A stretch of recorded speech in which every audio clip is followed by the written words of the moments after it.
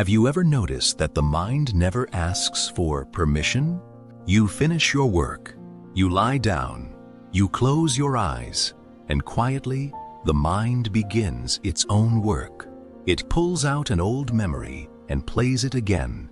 It writes 100 versions of tomorrow, and most of them end badly. It argues with people who are not in the room. It answers questions that nobody asked. You tell yourself to stop thinking so much, but the more you push the thoughts away, the louder they return. Years ago, in a green valley beside a fast-running river, stood an old mill. A young man lived nearby. He was tired all the time, but not from work. At night, when he tried to sleep, his mind would not stop. It replayed old conversations. It imagined things that might go wrong tomorrow. When morning came, he felt hollow and defeated. One day, his mother sent him to the mill with grain. The old miller watched the young man. His eyes were calm and steady. "You carry more than grain," the miller said, quietly. The young man broke down. He told the miller about his sleepless nights and his racing thoughts. The miller nodded and led him to the grinding stones.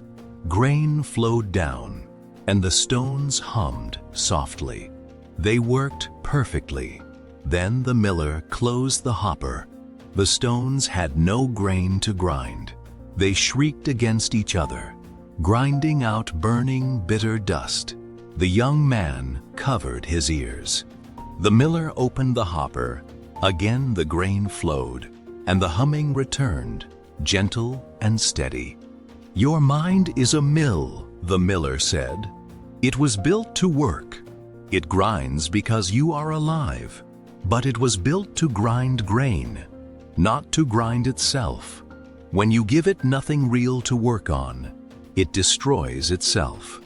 The young man asked, "How do I stop the thoughts?" The miller showed him 3 sacks. He threw a handful of flour back into the stones. It vanished into useless dust. "The past is fluor," he said. "Stop pouring it back into the mill." He pointed to an empty sack. "If you try to grind grain that is not yet in your hands, you run the mill empty. Do not mill a tomorrow that has not come." Finally, he opened a sack of fresh golden grain. "This is today. Feed your mind what is in your hands right now." The young man began to help at the mill. Every day his hands worked. His back bent over the grain. His feet moved across the floor. When his hands were busy, his mind became quiet. One evening, a storm came. The river rose. The young man panicked. He thought the mill would flood. "How can you sit?" the young man cried. The miller was drinking tea. He looked calm. "Because I have reached the end of my hands," the miller replied. "I have done all I can do. What happens next is the river's business, and the river does not ask for my opinion." When winter came, the miller shared one last lesson. "Every night, worries knock at my door," he said. "I ask them, is this grain or is this dust? If it is grain, something I can do, something real. I handle it or I save it for morning. If it is dust, the past, the future, or other people's troubles, I sweep it away." He pointed to an old worn broom. "Peace is not something you find. It is a floor you sweep every single day." The young man learned to sweep his floor. He slept, he laughed, he lived in the present. Years passed.